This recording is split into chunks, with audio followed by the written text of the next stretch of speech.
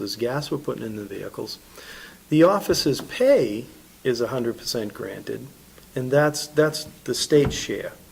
But all the other expenses like wear and tear on the vehicle, the videotapes that we're going to burn, the video discs that we're going to burn, the expense of prosecuting people that we're going to incur later. We're going to spend money prosecuting, prosecute people if we make arrests. That we bear. And it is a grant. Yeah, I'll wait till that. Yeah.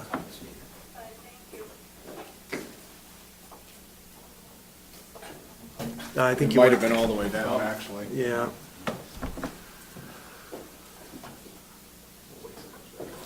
So most of the grant, the vast majority of the grant is paid for, but there's always a sharing of expenses. You could get so minute as to say, well, there's wear and tear on the uniforms that the officers are wearing. You're making them wear out quicker if you make them wear them more.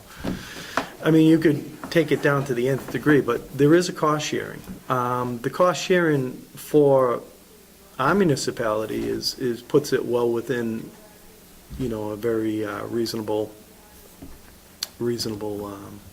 cost to incur to get this operation done. My main question here is, do you know of any, is this all state grant money, or is there any federal money mixed in with that?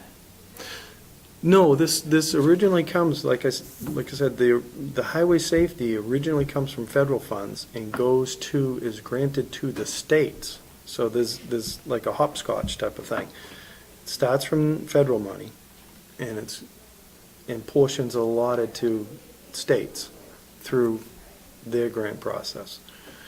So the state of New Hampshire has a grant funding mechanism federally to get this money, and then the state of New Hampshire takes and divides that pool of money up into the municipalities as it sees fit, and you can talk to highway safety about that, but basically they get a fee, kind of an administrative fee to do this, and then they have to make judgments as to where that money goes.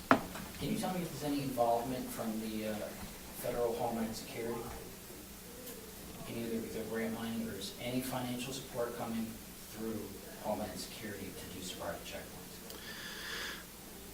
Not that I'm aware of, but you're getting into areas that are beyond my. No, I don't believe there is, but I would call New Hampshire Highway Safety and ask them directly that, and that would be your best answer. Okay, thank you. I have two more quick questions. I really appreciate, Chief, you taking my questions and answering them, being willing to answer them. A few minutes ago, you talked about something to the effect that people could turn around before reaching. There were signs and people could actually turn around. But then later on you talked about chase cars. So does this mean that if you turn around, there's a high probability you're going to be pulled over anyway due to these, what you call chase cars? No. Would you like me to explain? Yes, please. Okay. No. Turning around on the highway in the area that we're doing it, where it's not an area where U-turns are prohibited. So first of all, it's not illegal. So the chase car is not operating on stopping every random car, because it's not an extended area. That's just inside the zone itself with the shoe leather officers. So what the chase cars are doing is they're out on the opposite ends of the DWI patrol, and they're going to look for what they consider reasonable, articulable suspicion to make a vehicle stop. Now, if a chase car is behind you and you pull over, you see the sign, you pull over abruptly and do a U-turn, the chase car will probably follow you. But that's not cause to make a motor vehicle stop. Now, it would be, if you had a police officer that's operating as a chase car and you told them, kind of keep on both ends of this DWI patrol and see if you notice any other impaired drivers that they're not finding in the field sobriety checkpoint. Well, you'd have to be pretty negligent to not want to take a further look at somebody who just pulled a U-turn. So yes, you're going to look at them. But they haven't committed a crime, or there's no suspicion that they've committed a crime. But you're curious, so yes, you are going to follow them. Now, there are jurisdictions that, and there are courts that have backed up that that is reasonable and articulable suspicion to make the stop. And there's case law on that. I just choose in my jurisdiction that I don't like it. I could do it, but I don't like it. I feel if a person wants to turn around, turn around. It's kind of like going through the gauntlet on the airport. If you don't want to go through, don't go through. And we're not going to stop you on your way out of the airport. I don't think that's fair. You just don't want to go through. So if a person turns around because they don't want to be bothered with it, I'm okay with that. But I'm not naive enough to think that all the people turning around aren't turning around because they're not drunk. So how do we balance that? So what I ask the officers to do, if you see somebody turn around, you happen to be in the right area, follow them. Now, if they exhibit any independent criteria that gives you a reason to stop, like they're weaving over the center line, or over the white line, or they're jerking the car, or anything that adds to what you could normally stop a car for, or any other type of Roman DWI patrol, please stop that car. Because now you have the guy turned around, and now he's exhibiting behavior, and you probably have a DWI there. They do exist. You probably have one. You turn around on a car that just did a U-turn and he goes the other way, and you're following right behind him and he's running down the road like he should be, running the speed limit, running true. You can probably make an assumption. You can make a couple of assumptions. Either, maybe he had something in his car he didn't want to share with the rest of the world. That was his choice. Or he's not drunk. But I don't know of any reason that gives me the authority to pull him over, so I'm not going to. Does that mean that does that mean because Ken Fifield wasn't comfortable with pulling every U-turn over that I lost some people who were probably drunk and probably had some contraband?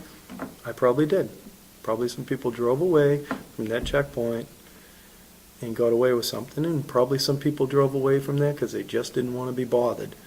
But I'm not going to outweigh the people that just didn't want to be bothered just because I'm losing some who drove away. That's my choice. I would be within the right, though, to instruct the officers, pull them over. But I think that, in my standards, I'm not comfortable with that. Okay, last question. I understand and hear what you say, that you have these surveys that you hand out at the checkpoint, and that my understanding from you is that they've been overwhelmingly positive. You say that apparently people that you talk to in town that speak to you are supportive of this idea, and I believe all that. My question is that one of the major reasons that's explained for the checkpoint is its deterrent effect. And my question is there any proof or evidence that of any type of deterrent, that surveys, statistics, or is it just a hunch? No, there's actually proof, surveys, statistics, because we live in a world where if it's not counted with a bean, it doesn't exist. Do I have that stuff right in front of me? No. Have I seen and read that stuff? Yes. It's commonly known that the deterrent effect on DWI checkpoints is strong. We could go on with that for a long time. I wasn't prepared for that particular thing, but in my experience as a law enforcement official, I can take pretty good knowledge knowing that this publicity out there is going to slow people down from driving drunk. Well, thank you, Chief, for addressing my questions and concerns. You're welcome. And, Obviously, I'm as passionate with this stuff as you guys are. You know, if I come off in a way that you think I'm being curt or abrupt, I'm not meaning to. The fact that you're willing to sit here and ask the questions that a lot of people aren't willing to come and ask is a testament to, you know, your belief in, you know, supporting people's rights and to make sure that the government is doing the right thing. So I never have a problem with the questions. Sometimes I don't react maybe as best I can to the questions, but the fact is, this is a process.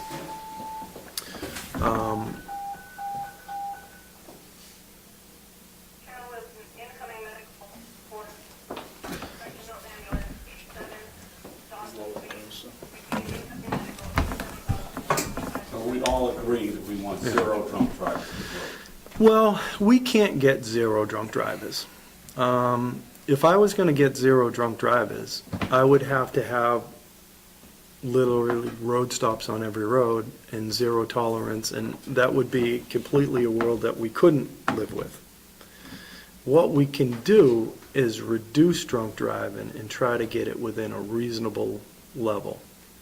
I can't get 0 burglaries in town, but I can try to patrol and reduce the number of burglaries and solve the number of burglaries. So it's always a balance between how much law enforcement you exercise versus what is reasonable for people to live with. So that's where we are. I also noticed that the, Yeah. No, we don't, but I noticed that the commissioners' meetings, when Jason Johnson of the county jail does his report, he does his report, and there's a lot of the same people that get arrested.